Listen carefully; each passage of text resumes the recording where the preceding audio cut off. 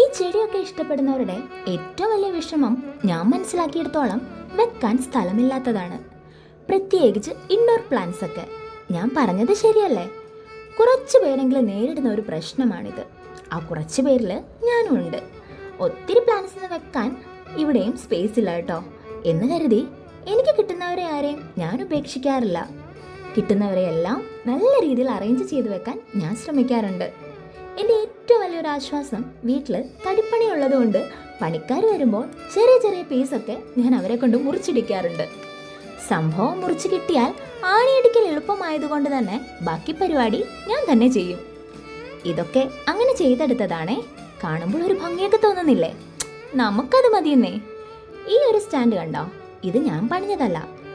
ഇത് എൻ്റെ ശല്യം സഹിക്കവയ്യാതെ എൻ്റെ ഹസ്ബൻഡ് ചെയ്തു തന്നതാണ്. പുള്ളിക്കാരൻ ഒരു ആർട്ടിസ്റ്റാണ് കേട്ടോ. വീഡിയോ എടുക്കാൻ വേണ്ടി സ്റ്റാൻഡ് ഒന്ന് കുളിപ്പിച്ചെടുത്തതാണ് കേട്ടോ. സാധാരണ തടിയായതുകൊണ്ട് തുടച്ചെടുക്കാറാണ് പതിവ്.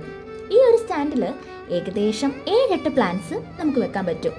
ഞാൻ ഈ പ്ലാന്റ്സ് ഒക്കെയാണ് കേട്ടോ ഇതിൽ വെക്കുന്നത്. സ്റ്റാൻഡിൻ്റെ ഫൈനൽ ലുക്ക് ഇങ്ങനെയാണ്. അടുത്തത് ഈ ഒരു സ്റ്റാൻഡാണ്. ഇതിൽ വലിയ പോട്ട്സ് ഒന്നും വെക്കാൻ പറ്റില്ല. അതുകൊണ്ട് തന്നെ ചെറിയ പോട്ട്സിൽ മണി പ്ലാന്റ്സ് ആണ് വെച്ചേക്കുന്നത്. അപ്പോൾ ഇന്നത്തെ വിശേഷം ഇത്രയേ ഉള്ളൂ. വീഡിയോ ഇഷ്ടപ്പെട്ടാൽ സപ്പോർട്ട് ചെയ്യുക. Thank you.